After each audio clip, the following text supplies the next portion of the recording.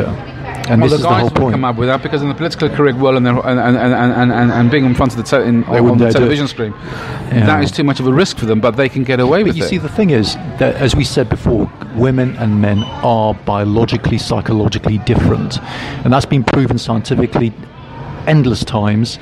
So women are more interested in people, men are more interested in things. As a whole, on average, because there's a big spectrum and overlap. But as a whole, that's true, and men are therefore, they tend to lie more on the Asperger's end of the spectrum, which is the lack of social skills end of the spectrum, and less emotion end of the spectrum.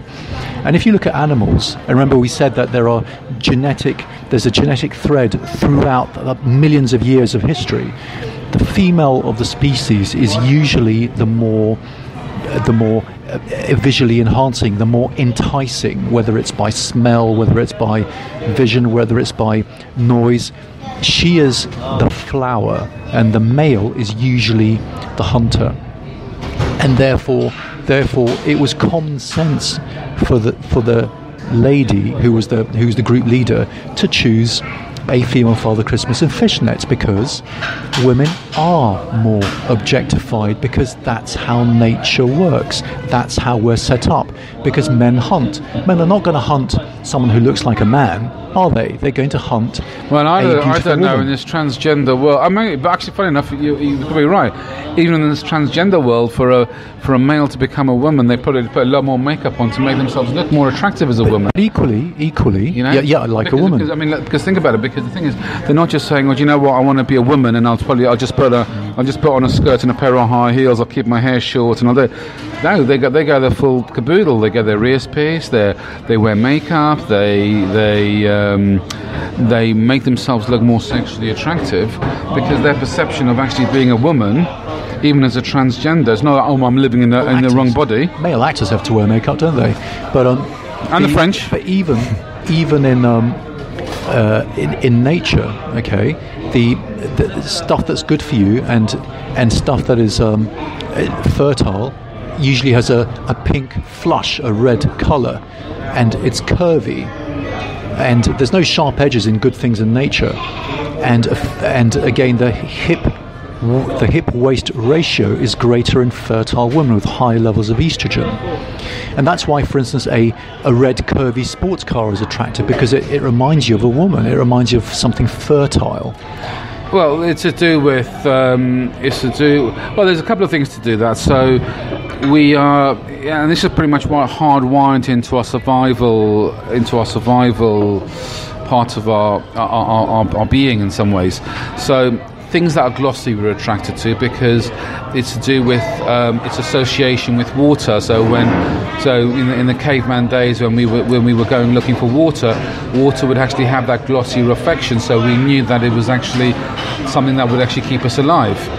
It's the same with ripe fruit. Red ripe fruit is considered to actually be something that is actually edible.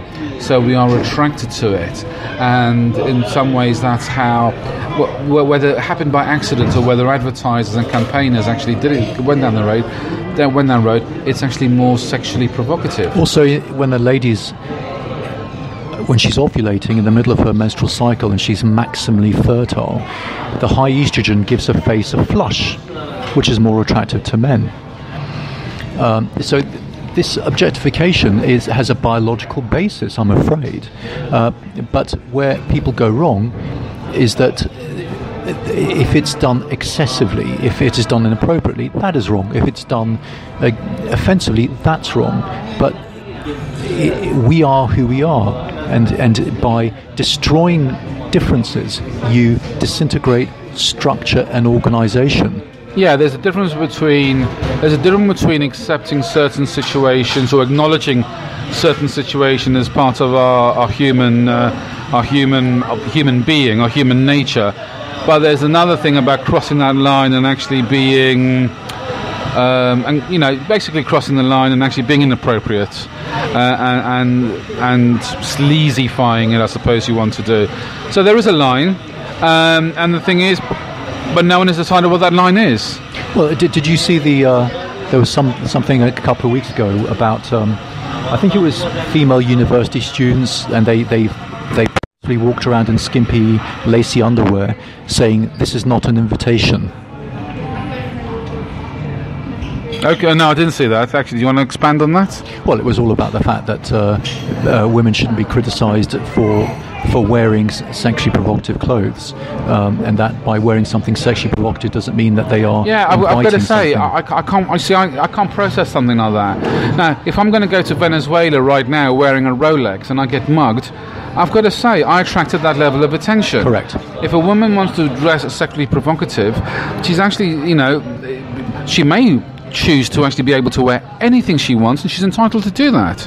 But the thing is, there's going to be consequences to do that, and because she's going to. They are the receptors. They are flowers. Yeah.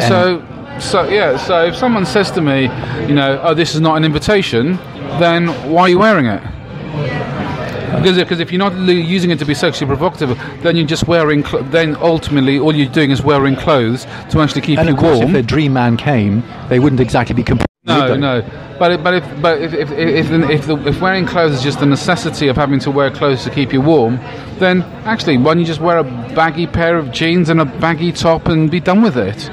You don't. What message are you really? What message are you sending? There are consequences. If you want to wear fishnets and you want to wear skimpy items, you are going to attract attention. If you wear a Rolex in the middle of the poorest part of the world, well, the matter in the moment in anywhere in London will just about do it, won't it? At the moment, you are going to get mugged, and the thing is, you've attracted that. It's about attracting attention. It's actually no. It's about creating, getting someone's attention, and then actually making yourself attractive to that. But we need to be specific here, because wearing a Rolex and being mugged the mugger will go to prison.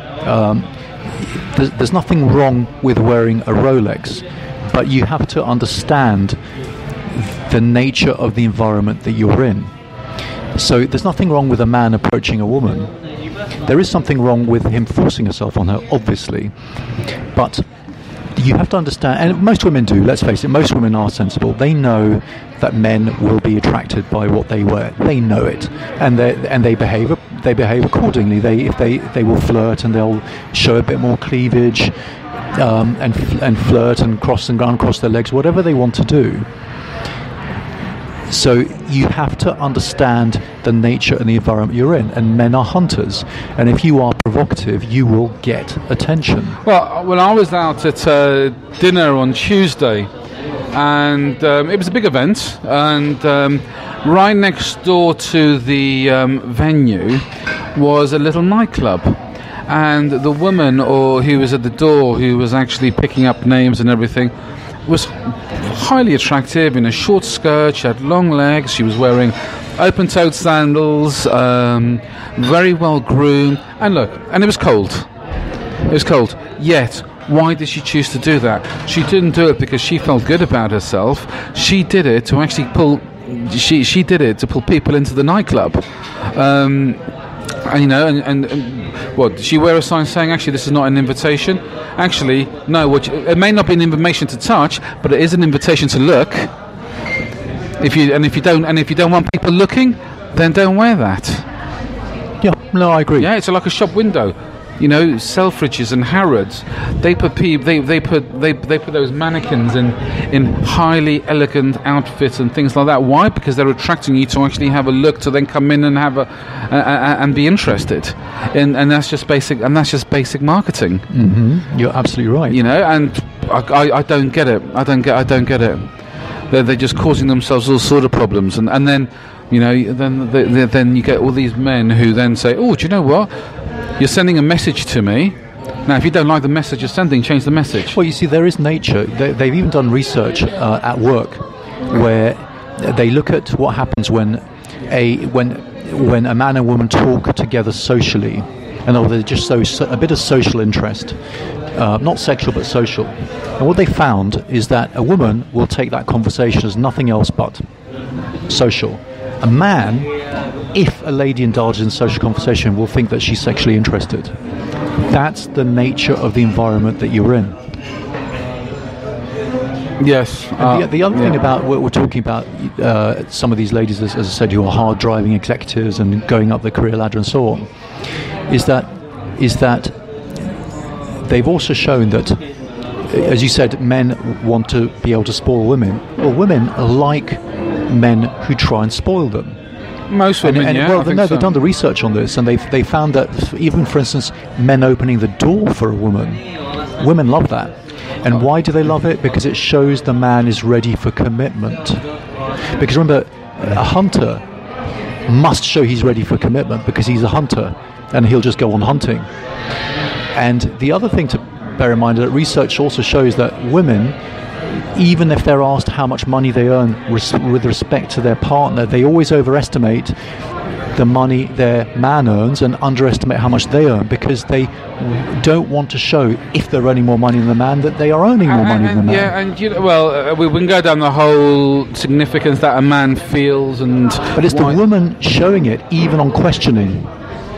Sorry, say that again? It's the woman showing it even on questioning. In other words, the woman wants to feel that she's provided for and wants to show others that she's being provided for, not that she's doing the providing. Well, because no one wants to be a woman doesn't want to actually be married to a weaker man. She doesn't want to be with a weaker man who she'll have contempt for him because he's not raising up to his power as a man, or he's not empowered as a man to be able to How do you define be an equal. How do you define weaker?